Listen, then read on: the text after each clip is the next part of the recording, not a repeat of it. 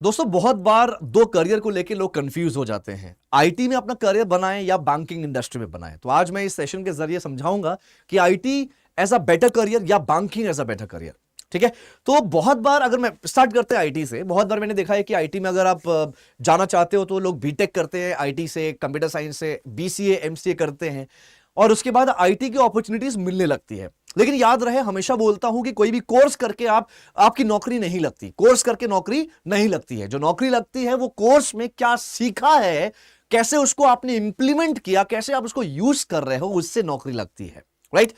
क्योंकि नौकरी में जाहिर सी बात है डिग्री इतनी मैटर नहीं करेगी। कहीं कहीं एलिजिबिलिटी क्राइटेरिया डिग्री ऑब्वियसली होता है, हर जगह होता है, लेकिन क्वेश्चन जब इंटरव्यू में आप बैठते हो, जो आपसे क्वेश्चंस किया जाता है वो डेफिनेटली वो रेलिवेंट होता है जो भी आपने सीखा है और जिस प्रोफाइल के लिए आप जाते हो। राइट। तो आईटी की अगर बात की जाए दोस्तों, आईटी में क्या क्या जॉब अपॉर्चुनिटीज होती है। देखो, आईटी में एक नहीं होती, आईटी में कई सारी मल्टीपल रोल्स हैं, मल्टीपल प्रोफाइल्स हैं। राइट। उसमें डेवलपर्स भी है। अब मैं डेवलपर्स की बात करूं तो उसमें भी बहुत सारी चीजें होती है। Software developer, full stack developer, front end, back and, बहुत सारी। उसमें भी अलग अलग फ्रेमवर्क्स होते हैं। एंगुलर हो गया, रिएक्ट हो गया, बहुत सारी चीजें हैं दोस्तों। अब अगर मैं आईटी और इसके अलावा आईटी में एक चीज और होती है। अब आप डेटा साइंटिस्ट की बात कर लो, हालांकि it is a part of IT, however it's a sort of like AI ML. Right. It's a data scientist. तो ये सारी प्रोफाइल्स भी आती है। यहां पे कोडिंग वगैरह भी होता है, पाइथन की कोडिंग हो गई। राइट। आपको पावर बीआई प्रेजेंटेशन आना चाहिए, टैबल्यू आना चाहिए, एक्सेल आना चाहिए, डेटा एनालिसिस का, बहुत सारी चीजें होती है। लेकिन अब मैं क्लियर बता देता हूं, अगर आप आईटी में अपना करियर बनाना चाहते हो, चाहे आपने बीटेक किया हो, बीटेक अगर किया है, बीटेक का केस लेते हैं, अगर आपने बीटेक किया है तो आपने ये सब सीखा ही होगा। लेकिन बहुत बार लोग बीटेक करते हैं लेकिन फिर भी ये सारी चीजें नहीं आती। और इन सारी चीजों को सीखने के लिए आपको बेसिक या मॉडरेट नहीं होना है, आपको इसमें एडवांस लेवल पे सीखना होगा, एक्सपर्ट बनना होगा। राइट। यहां पे हमारे बच्चे मात खा जाते हैं। बच्चों को बेसिक चीजें आती है, बेटा बेसिक पाइथन से, बेसिक डेटा एनालिसिस से, या बेसिक मैं कहूंगा वेब डिजाइनिंग से, फुल स्टैक से आपको जॉब नहीं मिलेगी। ये फर्स्ट श्योर है। राइट। क्योंकि जो कंपनी है ना, कंपनी भी यही चाहती है कि यार कंपनी ट्रेनिंग पे ज्यादा खर्च ना करे। कंपनी भी चाहती है कि उनको क्रीम कैंडिडेट्स मिले जो ऑलरेडी ट्रेंड रहे, ऑलरेडी उन्होंने प्रोजेक्ट्स पे काम किया हो, ऑलरेडी अलग अलग बग्स को आइडेंटिफाई किया हो, मतलब एरर आइडेंटिफाई किया हो, प्रॉब्लम फेस किया हो ऐसे प्रोजेक्ट्स में। उनको भी ऐसे लोग चाहिए, तभी तो वो अच्छे पैकेजेस देंगे। आईटी में ऑन एन एवरेज जो आप लोग सुनते हो ना, पैकेजेस बहुत अच्छे होते हैं, 10 लाख 20 लाख। यार शुरुआती तौर में इतना ज्यादा पैकेज ऑन एन एवरेज नहीं मिलता है।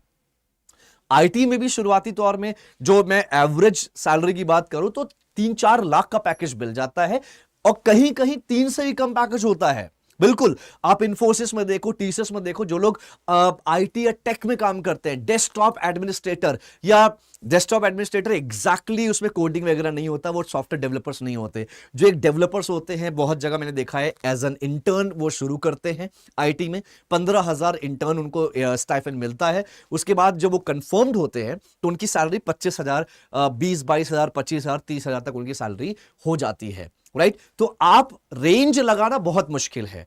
4 लाख 5 लाख से भी लोग अपना शुरुआत कर देते हैं। बट अगेन मैं कहूंगा, आपको कोडिंग या जो भी है आईटी में, जो भी चीज आप है उसमें आपको बेसिक नहीं काम आएगा। या तो मॉडरेट लेवल पे सीखिए, एटलीस्ट मॉडरेट तो होना ही चाहिए। उसके अलावा प्रोजेक्ट्स डिपेंड करता है, और अगर एडवांस में सीखा है तो बेशक बहुत अच्छा है। मैं बात करता हूं टाइम कितना लगता है। अगर आप आईटी में हो, अगर आपने बीटेक नहीं किया, बीसीएमसी नहीं किया, आप एकदम नॉन टेक कैंडिडेट हो और आईटी में जाना चाहते हो, बहुत सुना है आईटी के बारे में, तो आईटी में अपना करियर देखना चाहते हो, तो मैं आपको यही कहूंगा कि आप अभी अभी आपने ग्रेजुएशन कंप्लीट किया है और आपने कोई जॉब शुरू नहीं किया, और आपको लगता है कि नहीं सर मैं कर सकता हूं, मेरे पास कोई खास फाइनेंशियल प्रॉब्लम नहीं है, तो आप प्रॉपर फुल फ्लेज पूरी तरह से आप डेडिकेटेड अपना 1 साल जरूर दीजिए। 1 साल तो कम से कम होता है मिनिमम। क्योंकि यार जो अलग अलग फ्रेमवर्क्स होते हैं ना, अलग अलग सॉफ्टवेयर्स होते हैं, उसी में एक्सपर्टीज पाने में आपको टाइम लग सकता है। तो आप 1 साल दीजिए, अगर आप कर सकते हैं तो।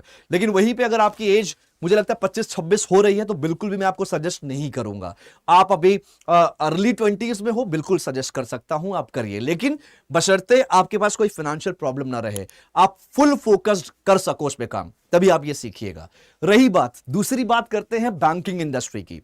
देखो बैंकिंग इंडस्ट्री एक ऐसी इंडस्ट्री है ना जहां पे मुझे एक सिंपल सी बात मैं कहूंगा, बैंकिंग एक ऐसी इंडस्ट्री है ना, ये उनके लिए तो बिल्कुल भी नहीं है जिनको बातचीत करने में डर लगता है, जो लोगों से नेगोशिएट नहीं कर सकते, डील नहीं कर सकते, लोगों से बात नहीं कर सकते, कम्युनिकेट नहीं कर पाते, तो बेटा आप लोग के लिए फिर तो बैंकिंग इंडस्ट्री नहीं है। हाँ, बैंकिंग इंडस्ट्री में जाना है तो या तो आप ये सब डेवलप करिए, ये सारे स्किल्स डेवलप करिए, आपकी कम्युनिकेशन बेहतरीन होनी चाहिए, आपको इंग्लिश आना चाहिए, आपको लोकल लैंग्वेजेस आने चाहिए जहां भी जिस भी स्टेट से हो आप, राइट। और सबसे बेहतरीन आपको बातचीत करना, नेगोशिएट करना, ये सब बहुत अच्छे से आना चाहिए अगर आप बैंकिंग में जाना चाहते हो। इसके अलावा बैंकिंग की नॉलेज, यहां पे कोई टेक्निकल नॉलेज नहीं है, कोई टेक्निकलिटी बिल्कुल भी नहीं है जैसे आईटी में होता है। यहां पे है डोमेन नॉलेज।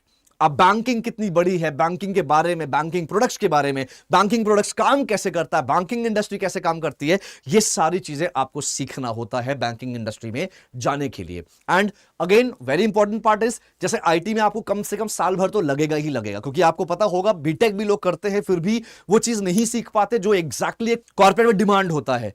तो वहीं पे बीएफएसआई या बैंकिंग की बात करूं दोस्तों, तो साल भर की कोई खास जरूरत नहीं होती है। मैंने खुद लोगों को ट्रेन किया है, 2-2 महीना, 3-3 महीना इज इनफ, राइट। अगर आप फुल फ्लेज काम कर रहे हैं तो मुझे लगता है 2 से 3 महीना इनफ होता है, जहां पे आप पूरी बैंकिंग, पूरा कम्युनिकेशन, पूरा इंग्लिश सब कुछ सीखते हैं। 2 महीना में मैक्सिमम, ज्यादा बोल रहा हूं, मैक्सिमम तो नहीं बोलूंगा, बैंकिंग बहुत बड़ी चीज है, बट इतना तो आ जाएगा आपको कि आप एटलीस्ट एक बैंकिंग में एंटर कर सको, एक बैंक में अपनी अपनी करियर की शुरुआत कर सको, इतना आ जाएगा 2 से 3 महीने में। यार 2 से 3 महीने में बहुत कुछ आ जाएगा, मतलब बहुत कुछ, समझ रहे हो आप। रिटेल बैंकिंग, कॉर्पोरेट बैंकिंग, बहुत सारी चीजें आ जाएंगी यार। और इंटरव्यूज में जो आपसे रूबरू करते हैं, जो आपसे क्वेश्चंस किया जाता है, वो ज्यादातर एनालाइज किया जाता है कि आप प्रेजेंट कैसे करते हो अपने आप को। वहां पे बहुत ज्यादा डिटेल में क्वेश्चंस नहीं पूछा जाएगा बैंकिंग में, राइट। देखो आईटी में जब आप जाते हो किसी भी जगह इंटरव्यू देने, तो आपको कई सारे राउंड ऑफ इंटरव्यूज होते हैं।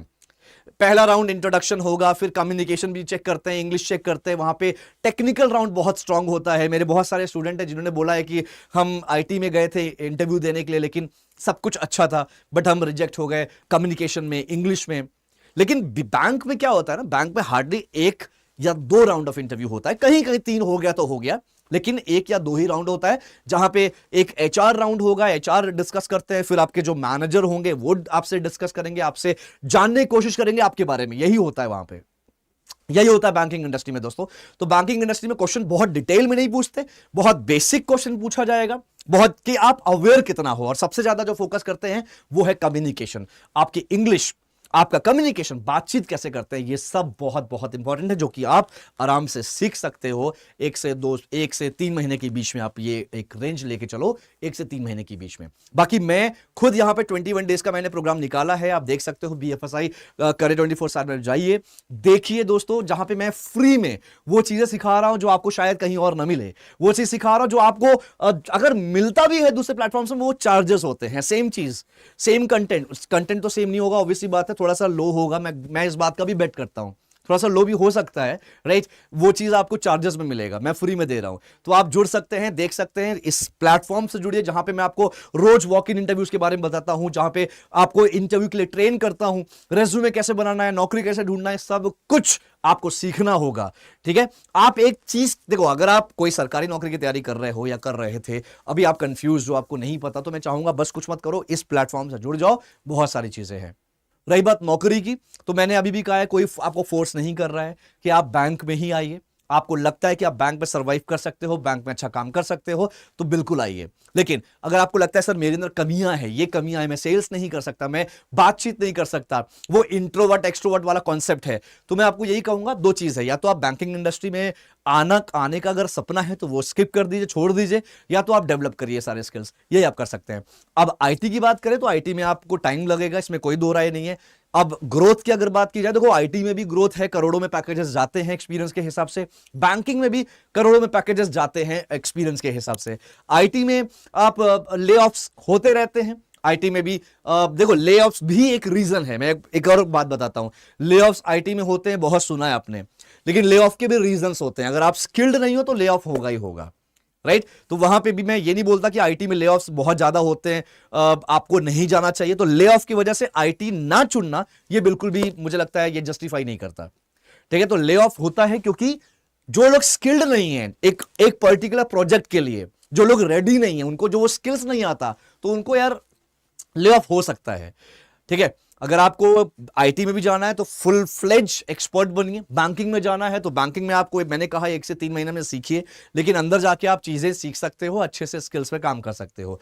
अब एक और बात बताऊंगा, अगर आप फ्रेशर हो या बैंक में अपना करियर बनाना चाहते हो, मैं वॉक इन इंटरव्यूज लाता रहता हूं बैंकिंग के लिए। दोस्तों डिस्क्रिप्शन में जाके देखो, 4-5 लिंक्स दिया है। अगर आप एक्सिस बैंक में सेल्स ऑफिसर बनना चाहते हो, राइट, पैन इंडिया कहीं से भी, तो आप सेल्स ऑफिसर का फॉर्म दिया है, जरूर भरिएगा। अगर आप एक्सिस बैंक में असिस्टेंट मैनेजर ज्वाइन करना चाहते हो, आप हरियाणा और पंजाब लोकेशन से हो, सिर्फ हरियाणा पंजाब से, राइट, तो असिस्टेंट मैनेजर के लिए फॉर्म दिया हुआ है। इसके अलावा कोटक महिंद्रा बैंक पे अगर आप थाने लोकेशन जो कि मुंबई में है, कोटक महिंद्रा बैंक में असिस्टेंट मैनेजर बनना चाहते हो, तो उसका भी प्रॉपर फॉर्म दिया है, राइट। लेकिन ये स्टेट, ये 2 हो गए आपके स्टेट स्पेसिफिक। नीचे जो मैंने ऑफिसर लेवल का कहा है ना, सेल्स ऑफिसर का, वो पैन इंडिया है, पूरे इंडिया में से कहीं से भी हो, फॉर्म जरूर भरिएगा। अब बात करते हैं सबसे इंपॉर्टेंट चीज, जो कि आपका हमारा डिप्टी मैनेजर वाला जो प्रोग्राम चल रहा है। दोस्तों अगर आपको लगता है कि आप कहीं ना कहीं 6 महीने से काम कर रहे हो, कम से कम 6 महीने का एक्सपीरियंस है, बट वो आप स्टक हो चुके हो अपने सैलरी पे, अपने जॉब को लेकर स्टक हो चुके हो, आपको ग्रोथ नहीं मिल रही है, तो इस केस में आप क्या कर सकते हो, आप हमारा जो डिप्टी मैनेजर वाला प्रोग्राम है वो ज्वाइन कर सकते हो। ज्वाइन करना ये कोई कोर्स नहीं है, मैं फिर बता रहा हूं, ये कोई कोर्स नहीं है, ये प्रॉपर एक ट्रेनिंग प्रोग्राम रहेगा, जहां पे आपको सबसे पहले अप्लाई करना है, आपको टेस्ट देना है, आपको राउंड ऑफ इंटरव्यूज होगा वो क्लियर करना होता है, राइट। वो सब कर लेते हो तो आपकी ट्रेनिंग होती है 12 मंथ्स की, और इसमें जो सैलरी होती है 40,000 से 45,000 सैलरी होती है, डिप्टी मैनेजर की पोस्ट मिलती है इसमें, ठीक है। और अच्छी अपॉर्चुनिटी है, अच्छा मौका है। मैं चाहूंगा, इस पे मैंने डिटेल नहीं बताया, ओवरव्यू दिया है, आप रिसर्च करिए इन सब चीजों पे, ठीक है। और मैं चाहूंगा रिसर्च करके अपना पूरा क्लैरिटी लीजिए, एंड क्योंकि अगर फॉर्म भरते हैं ना तो आपको क्लैरिटी मिल जाएगा। फॉर्म भरिए, इसलिए कहता हूं कि फॉर्म भरिए, हमारी टीम कनेक्ट करेगी, आपको सारी जानकारी देगी। मैं इसको अभी डिटेल में, हालांकि बहुत सारे मैंने वीडियोस ऑलरेडी बना रखा है, तो आप देख सकते हैं।